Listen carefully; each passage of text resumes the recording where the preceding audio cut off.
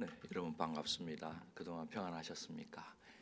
우리 섬기는 교회 이게 딱 오는데 꽃이 폈어요. 너무나 멋지네. 개나리가 노랗게 덮이고 목련도 피고 벚꽃도 피고 나중에 또 뭐 배꽃도 피면은 정말로 멋있을 거다. 그런 말씀을 해주시더라고요. 그래서 오늘 이제 가상칠언을 우리 이제 돌아가면서 하나씩 목사님들이 이제 설교를 하자 하고 의논을 했는데 이제 순서는 또 차례대로 되지는 않죠, 교회마다. 어떤 목사님은 다 이루었다를 이제 이미 해버렸어요. 그럼 다 끝난 건데 이제 근데 오늘 어찌하여 나를 버리셨나이까라는 제목으로 제가 이제 먼저 그걸 택했습니다. 우리 성도님의 삶의 자리도 생각하고 예수님은 거의 그 절규에 가까운 말씀을 이제 십자가 위에서 하셨거든요. 이게 꼭 인류의 그 어떤 탄식 소리, 절규와 같은 그런 느낌이 이제 들었습니다. 사실 하나님께서 사람을 이제 특별하게 창조하셨잖아요. 마지막에 형상 따라서. 그리고 복을 주시면서 사명까지 맡겨 주셨습니다. 그 창세기 1장 28절인데 복을 주시면서 말씀을 어떻게 하셨느냐 하면은 이제 생육하고 번성을 하라. 또 땅에 충만하라. 그리고 땅을 정복하라. 그런 다음에 이제 하나님이 지어 놓으신 모든 만물들을 이제 다스리라. 이렇게 이제 말씀을 사명을 이제 주셨습니다. 그러니까 창조주이시면서 통치 주권자이신 하나님의 어떤 지상의 대리인으로 인간을 창조를 하셨단 말입니다. 대리인에게 있어서 제일 중요한 본분은 그거를 이제 대리하라고 맡겨주신 분의 뜻을 이제 따르는 겁니다. 그거 없이 하면 어떻게 하겠습니까? 그럼 대리인이 아니죠. 그런데 사람은 대리인이 되는 것을 거부하였습니다. 하나님의 대리인보다는 스스로 하나님처럼 되려고 한 것이죠.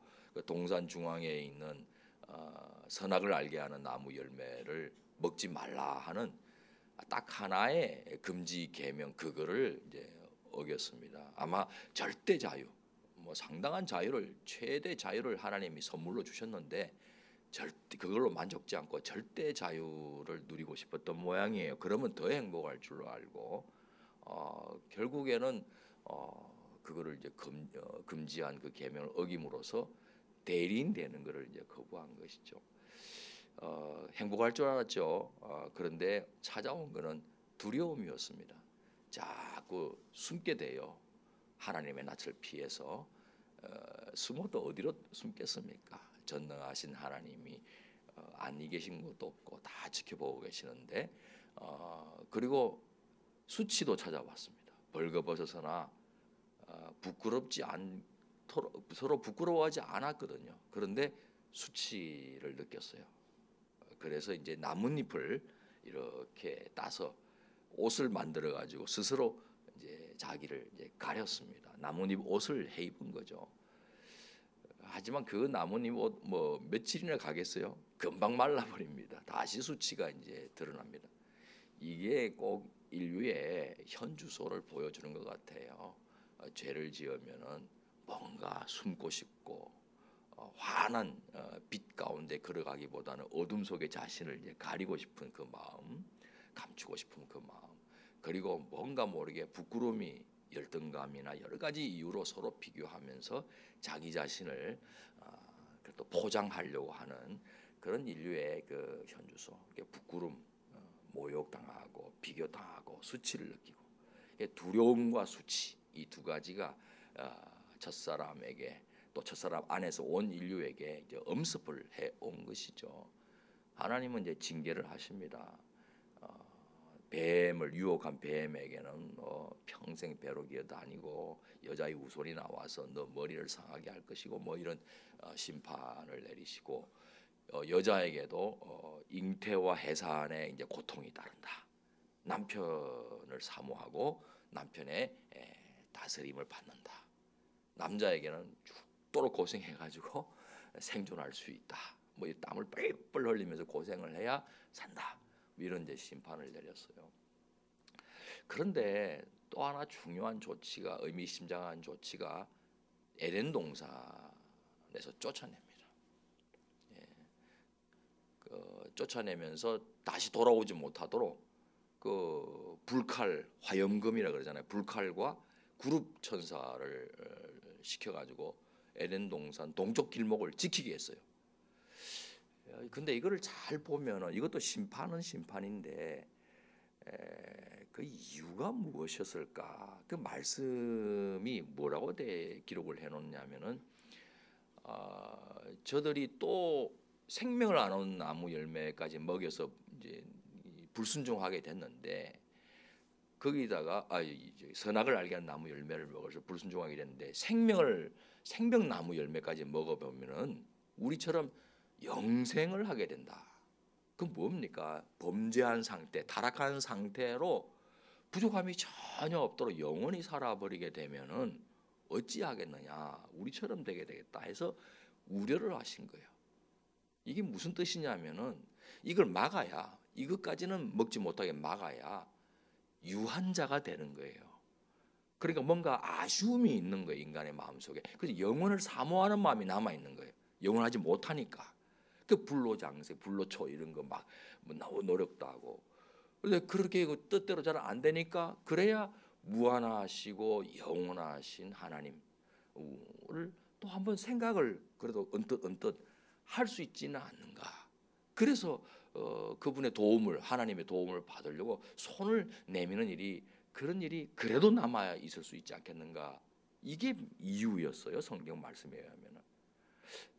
다시 말해서 타락한 채 영원히 살아버리면은 다시는 돌아올 수 있는 기회가 없어지니까 그 기회를 그래도 남겨놓자 해서 막아선 이유를 추정할 수가 있어요. 그도 그럴 것이 그 나뭇잎 옷, 아니 부끄러워 심판받는 입장에서, 잘못을 저지르는 입장에서 저들이 두려워서 숨든, 부끄러워서 수치가 드러나던 뭐 우리 같으면 뭘 상관할 바가 있겠어요. 가슴에 대못 받았는데, 막 박았는데 그냥 꼴도 보기 싫다 하고 추방을 한 것이라면 우리는 그런 마음이에요. 근데 하나님이 그렇게 하지 않고 동산에서 추방한 이유도 이게 참 우리가 생각하는 것과 좀 다른 이유고, 또 하나는 나뭇잎 옷 그 대신에 하나님께서 이 짐승을 죽여서 희생해서 얻은 가죽으로 옷을 만들어서 입혔다 이렇게 나와요, 성경에. 그러니까 이게 뭐 그렇게까지 할 게 뭐 있느냐. 심판이 정말 이유고 꼴도 보기 싫다고 쫓아낸 이유라면은 할 이유가 없는 거예요, 그렇게. 그런데 하나님 앞에 다시 돌아올 수 있는 여지도 남겨놓고, 그리고 짐승 가죽옷까지 해 입혀 주셨으니 한편으로는 말씀 듣지 않고 불순종한 사람에 대해서 심판을 하는 것은 분명한데, 배후에 그 심판의 목적이 뭐냐? 바로 잡아서 바로 설 수 있도록 해 주려는 사랑의 동기가 깔려 있다는 것을 우리가 엿볼 수가 있는 겁니다. 온 인류 앞에 그럼에도 불구하고 이스라엘 공동체를 또 선택해서 또 노력도 해보시고 많이 하셨잖아요. 그런데도 이스라엘도 실패하고, 그래서 때가 참에 새로운 사람을 보내주시는 거죠. 성자 하나님을 사람 되게 하셔서 성육신 하셔서 이 땅에 보내주셨는데, 요한복음 3장 16절 잘 외우는 말씀입니다. 거기도 동기가 나와 있어요. 하나님이 세상을 이처럼 사랑하사 독생자를 주셨으니 이는 저를 믿는 자마다 멸망치 않고 영생을 얻게 하려 하심이라. 구원을 받게 하려 하심이라. 심판하지 않고 구원받도록 영생 주시기 위해서 아들을 또 내보내주시는 게 이 두 번째 사람이에요. 두 번째 인류 조상이에요. 새로운 조상이에요. 새로운 인류 역사를 써 가시려고 그 아들을 이 땅에 내어 보내주신 겁니다. 새로 이 땅에 오신 새 사람으로 오신 예수 그리스도는 참 하나님이시면서도 참 사람으로 오셨고, 사람이 어떠해야 하는 것을 우리 앞에 보여준 거예요. 예수님의 전 공생의 제일 중요한 특질이 뭐냐? 순종입니다. 첫사람이 불순종한 것과 달리 자의로 말하는 적도 없고 듣는 대로 순종하고, 그리고 오늘 죽기까지 순종하신 겁니다. 예. 그리고 하나님이 어떤 분인지 보여주셨어요. 한마디로 사랑의 하나님이라는 거예요. 너희가 악한 자라도 자식에게 좋은 것을 줄 줄 알거든 하물며 하늘에 계신 너희 아버지께서 구하는 자에게 좋은 것을 주지 않겠느냐. 그러니 그 좋으신 하나님 앞에 구하여라. 염려하지 말고 뭘 먹을까, 뭘 입을까, 뭘 마실까, 뭐 이런 거 염려하지 말고 기도하라는 거예요. 믿고 기도하라는 거예요. 그러면은 너희에게 있어야 할 것을 아시는 주님이 필요에 대해서는 마땅히 채워주신다. 좋으신 하나님이라니까. 그리고 그 좋으신 하나님의 통치를 받고 그 말씀, 그 뜻에 순종하는 것이 진짜 복이야. 첫사람 아담이 행하였던 것은 전혀 다르게 순종해야 그게 너희의 복이란 말이다 라고 가르쳐 주시면서 당신은 순종의 삶을 모본을 보여주시고 오늘 십자가에 달리신 거예요. 달리기 전에 겟세마네 동산에서 한 기도를 우리는 기억합니다. 겟세마네가 갓 쉐마네라 해서 이 아람 말에 히브리 구약 성경을 언뜻 기록하는 그 아람 말이 있는데 거기서 나온 음력한 거거든요. 그게 뭐냐면은 그 감람산은 이제 올리브 나무거든요. 올리브 기름은 으깨어 가지고 씨와 껍질채 으깨어서 기름을 짜내는 거거든요. 그 앞찾기와 같이 기름 짜는 틀이 바로 겟세마네입니다. 마치 그 단어처럼 예수님이 자신을 으깨듯이 기도한 동산이 겟세마네 동산 아닙니까? 막 땀방울이 핏방울처럼 될 정도로. 근데 그 이유가 왜 핏방울처럼 간절하게 자신을 으깨면서 기도했느냐? 이 고난의 십자가 잔 피하기 위해서 그거 막 두려워 가지고 그거 피하려고 짠 게 아니에요. 우리는 그렇게 알고 있는데 그게 아니에요. 피하게 해달라고 기도한 것은 사실이에요. 하지만 겟세마네 동산 기도에서 주목해야 될 그러나 내 소원대로 마시고 아버지의 소원대로 아버지의 뜻이 이루어지게 하소서. 이 그러나 내 자아는 내 인류가 보여주는 대로 모든 인류를 대표하는 예수님께서는 자아 본능은 옛사람과 같은 이런 본능은 고난을 피하고 싶고 살고 싶고 생존하고 싶고 심지어 번영하고 싶고 성공하고 싶고 이런 본성이 작동되고 그걸 놓고 막 기도를 하는 것은 사실이지만은 그 소원을 또 아뢰야 되겠지만은 그럼에도 불구하고 새로운 사람으로 오신 새로운 사람의 조상으로 오신 두 번째 사람 예수 그리스도는 그러나 내 뜻대로 마옵시고 아버지 뜻대로 하옵소서. 아버지의 뜻이 내 삶 속에 이루어지게 하소서. 아버지의 통치에 내가 전적으로 순종합니다를 덧붙입니다. 이게 기도 성격을 확 뒤집어 놓는 거예요. 180도. 그럼 왜 두려워하셨는가? 죽을 것 같다고도 표현하셨거든요. 그게 오늘 말씀 이거하고 연결이 되죠. 나의 하나님, 나의 하나님, 어찌하여 나를 버리셨나이까? 십자가 처형이라고는 로마 제국의 그 끔찍한 그 고통, 그것도 사실은 만만치는 않지만 그 자체라기보다는 그걸로 나타나는 원인이 뭐냐 할 때 하나님의 버림받음이라는 거예요. 창세로부터 그때까지 향유해 오신 삼위일체 하나님의 깊은 사랑의 연합이 깨지는 거예요. 한 번도 경험하지 못한 이 하나님으로부터의 성부로부터의 단절, 이게 사실은 더 두려운 거였거든요. 그거 피하게 해달라. 하지만 주의 뜻이 이루어지길 바랍니다. 천사가 도와주셨다 그래서 겟세마네 동산 기도를 천사만 도와준 거 아니에요. 여러분 예수님 성자 예수님은 성령으로 잉태됐잖아요.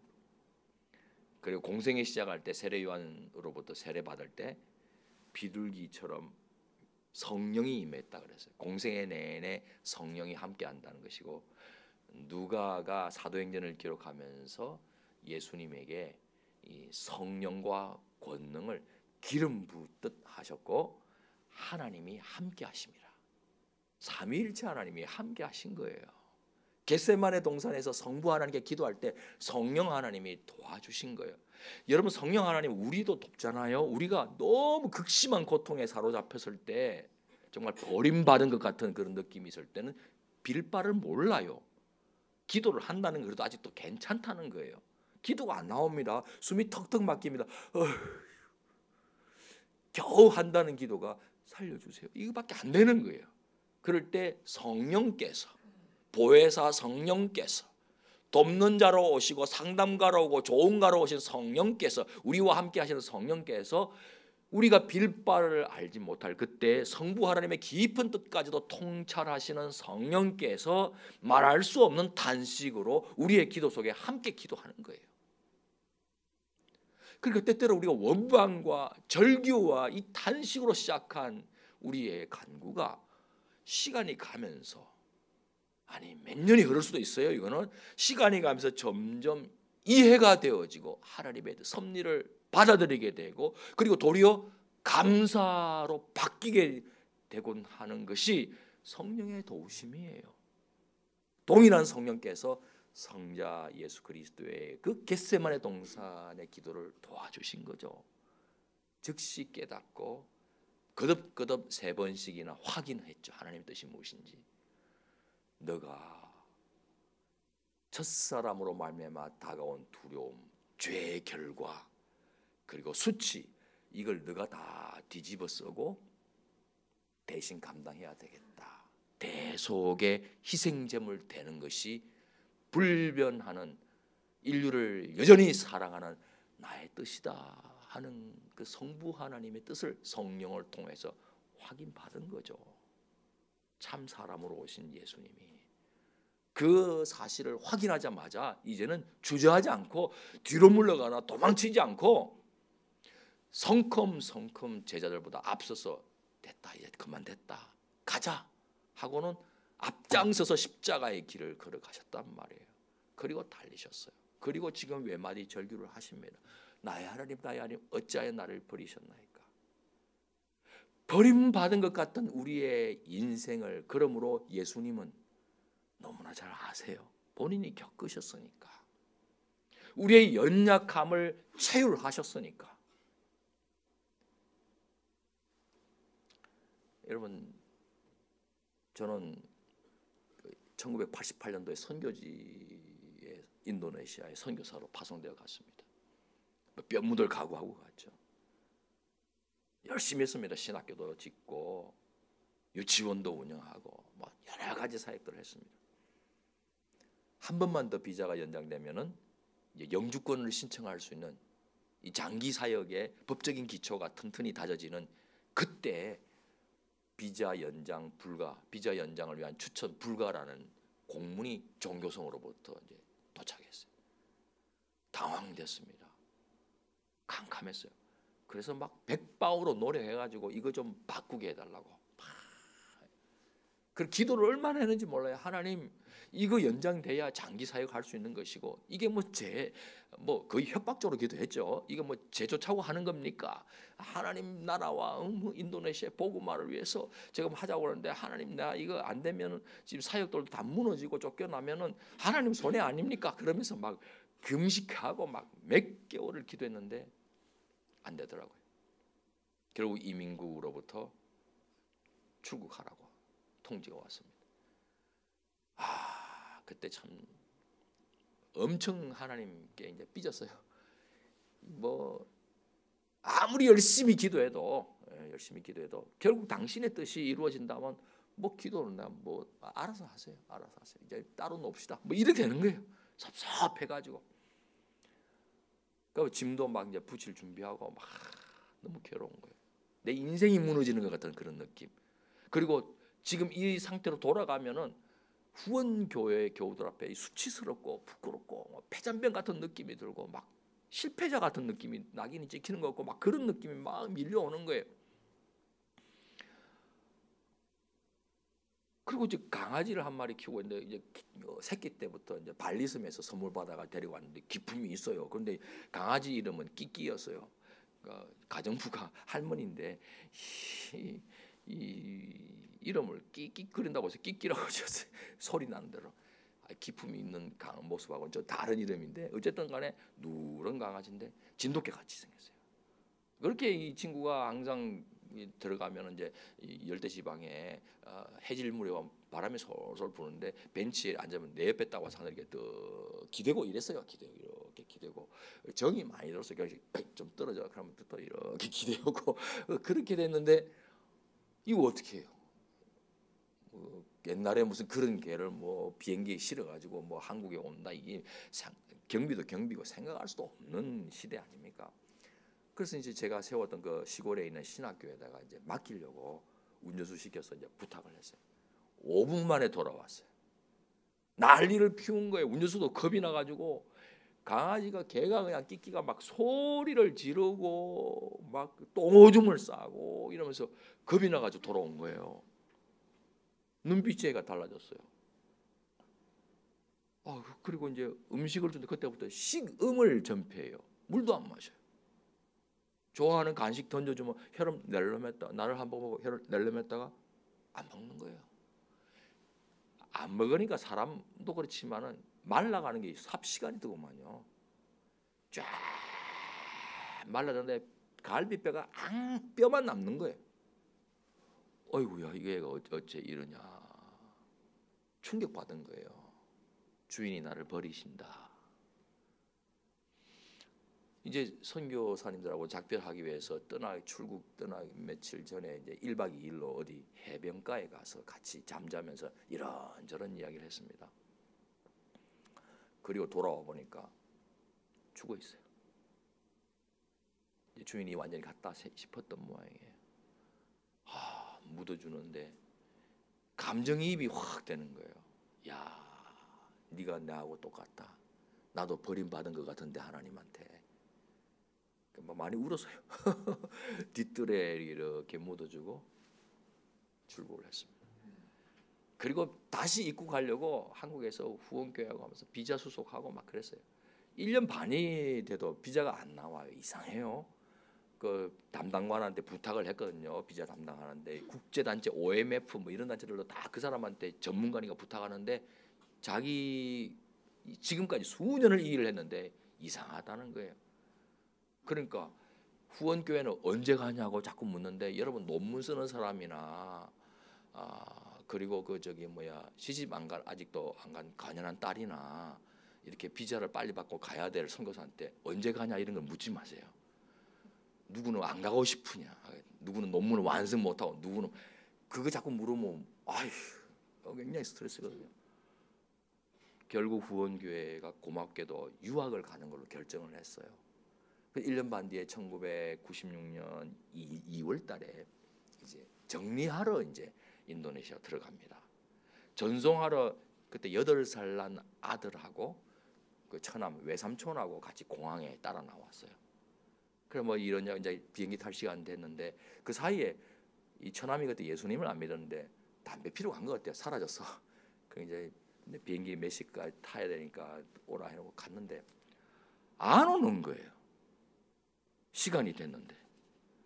아니 8살 난 아이 놔두고 나 가야 되는데 지금 최대한 버티고 이러는데 안 오는 거예요. 이 외삼촌이 예수님도 안 믿는 외삼촌이 이게 막 얄미워 죽게 어쩌란 말이냐. 그 시간 되고 저는 가야 돼요. 8살 난 아들을 다 앉혀놓고 성무야 나를 봐라. 한 3살 땐가 4살 때였어요. 너 옛날에 싱가포르 기억나냐? 그때 이제 대한항공 비행기를 티켓을 연장을 시켜야 될 일이 있었어요. 유효기간이 만료되니까. 그래서 회사를 찾아갔는데 고층 빌딩에 있어요. 다 수속 마치고 가족과 함께 현지인들도 엘리베이터 다 타고 내려오는데 애가 없는 거예요. 탄 줄 알았어요. 남겨진 거예요. 엘리베이터 바깥에. 내려가는데 소리가 들려요. 애가 막 엘리베이터 문을 두들기는 소리를. 나 혼자 남겨놓고 어딜 가냐 이거죠. 충격받는 버림받는 느낌이잖아요. 막 저도 막 짧은 시간이 이거 어떻게 하면 좋으냐 막 당황이 되는 거예요. 제 아이 어린애가 충격받겠네. 저거 어떡하냐. 그러니까 사람이 아무 생각이 안 나오더라고. 그 1층까지 갔다가 올라와야 되나 하는데 현진이 확 돌아가. 싱가포르 그 중국계 획 돌아가면서 그 바로 밑에 층을 딱 엘리베이터 눌러주더라고. 그렇지. 그리고는 계단으로 막 뛰어서 올라갈 거예요. 몇 초 만에 확 달려갔는지 몰라요. 그리고는 딱 보니까 엘리베이터 앞에서 애가 막 우왕좌 우왕좌 이렇게 하고 있는 거예요. 그래서 성무야, 나를 딱 쳐다보더니 우는 거예요. 그래서 내가 꼭 깨안아주면서 성무야, 아빠 왔지? 다음에 혹시 뭐 이런 일이 없지만 혹시 이러면 너 이 자리에 그대로 있으면 돼. 기억해, 평생 기억해. 그럼 반드시 내가 와서 너를 찾을 거야. 그리고 데리고 이제 내려갔는데 아빠한테는 하고 끝났는데 엄마한테는 가슴을 막 때렸어. 속상했다 이거지. 그 이야기를 들려주면서 성모야, 이 자리에 있어. 외삼촌 올 거야 하고 비행기 타고 떠났습니다. 야, 8시간 정도 타고 가는 비행기인데 그때 그럼 핸드폰이 있었습니까? 연락할 방법이 없는 거예요.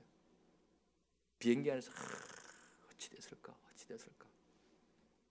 나중에 이제 알고 보니까 삼촌이 나타났어요.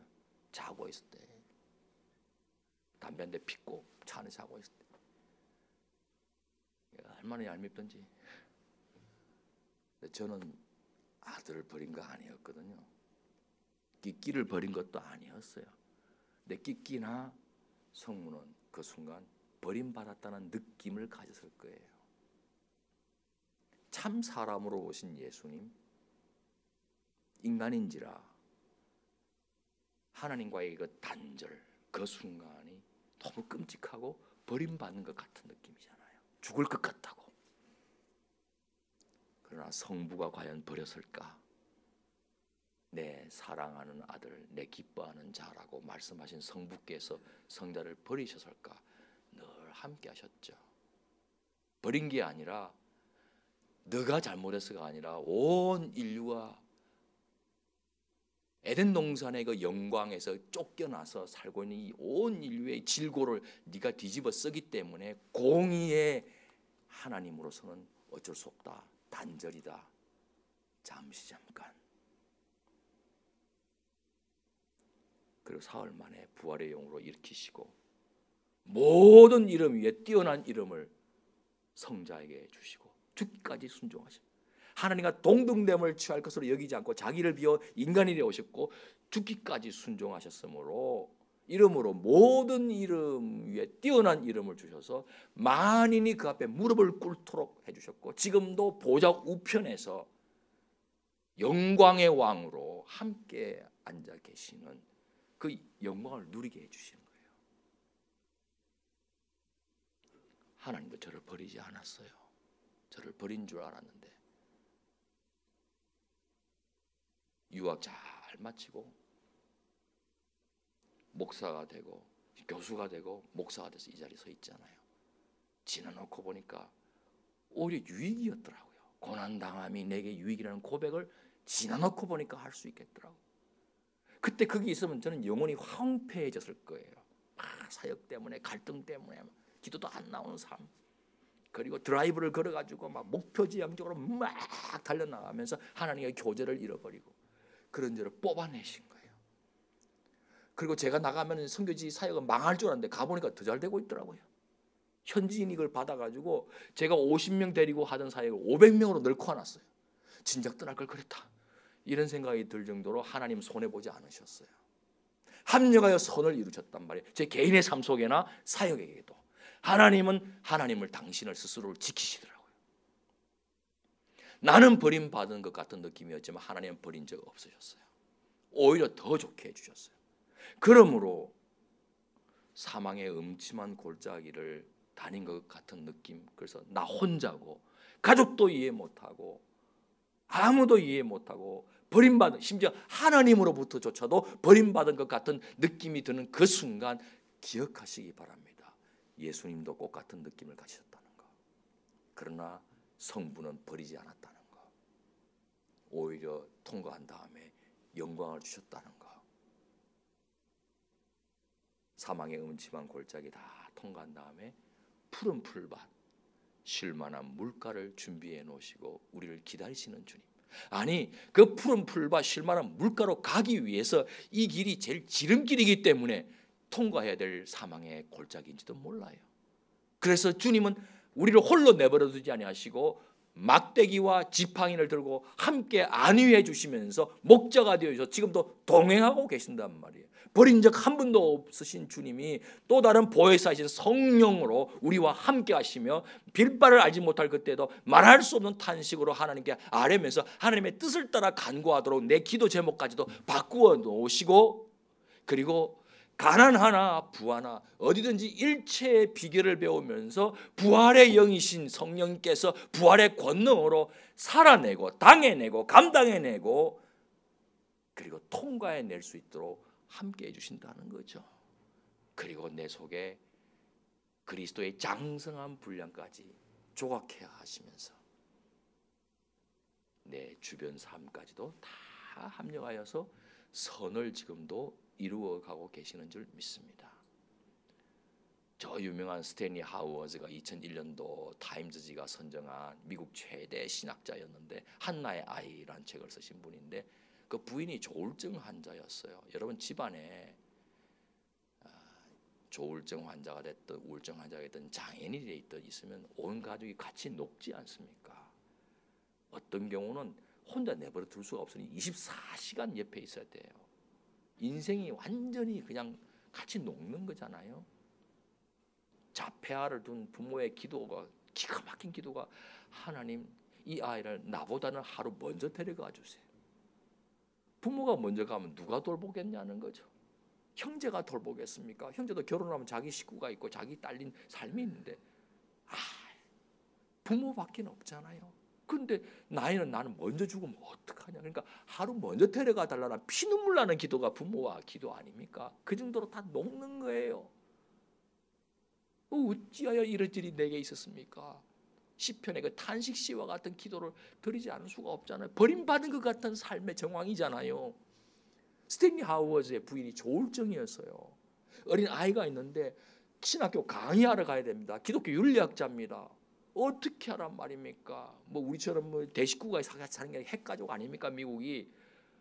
너무 아이는 또 충격받으면 어떡하나, 괴로움 당하면 어떡하나. 결국엔 나중에 이혼을 요구해 와가지고 안 된다. 아니 목사가 기독교 윤리학자가 무슨 이혼남이냐, 안 된다 이런 생각 들지 않겠어요?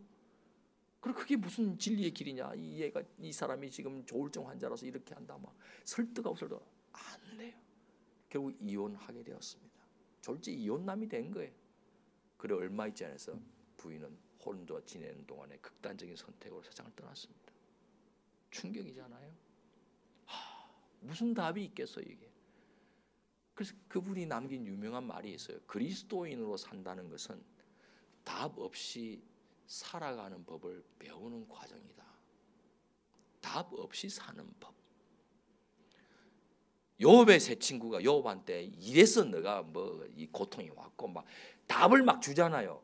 그게 아닌 거예요. 그럴 수도 있지만 그게 정답이 아닌 거예요. 모르는 거예요. 하나님의 인도하심이라는 걸. 그런데 답 없이 사는 법, 답이 없는데 무엇으로 삽니까? 믿음으로 사는 거예요. 어떤 믿음입니까? 하나님이 나를 버리지 아니하고 하나님이 여전히 나를 사랑하신다. 첫사람이 타락에서도 가죽옷을 해 입혀주시고 동산나무 들어오는 길목도 에덴 동산 그 길목도 막아서는 이유가 혹시라도 저 타락한 상태로서 나 없이 영원히 살아버리면 어떡하냐라는 깊은 배려가 있었다는, 이해할 수 없는 신비한 의미심장한 조치였다는 것을 우리가 신뢰하는 것. 그리고 우리를 버리지 않고 당신의 아들 독생자 예수를 대신 버리심으로 우리의 모든 걸 뒤집어서서 마치 예수님을 쪼개어서 가죽을 벗겨내어 가지고 가죽옷을 만들어서 우리에게 옷 입혀 주신 것처럼, 갈라디아서 3장 27절 말씀, 누구든지 그리스도와 합하기 위하여 세례를 받는 자는 그리스도로 옷 입었느니라. 하나님이 입혀주신 의의 옷, 그리스도의 옷, 짐승 가죽옷, 태초에 있었던 그 짐승 가죽옷처럼 예수님이 이 땅에 오셔서 우리의 수치와 부끄러움과 죄과를 다 덮어주시는 의의 옷이 되었단 말이에요. 희생돼서.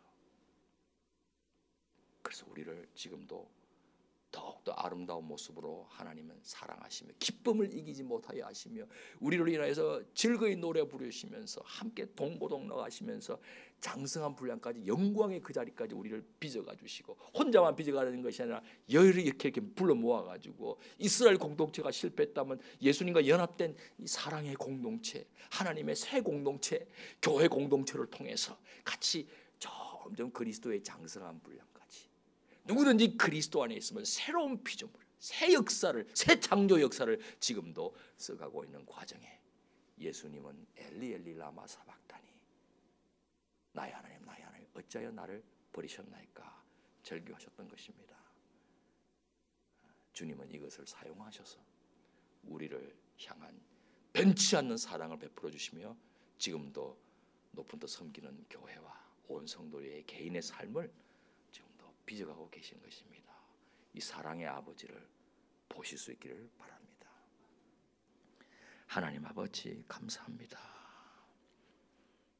여기 머리 숙인 하나님의 자녀들 왜 버림받은 것과 같은 삶의 아픔이 없겠습니까? 없었겠습니까?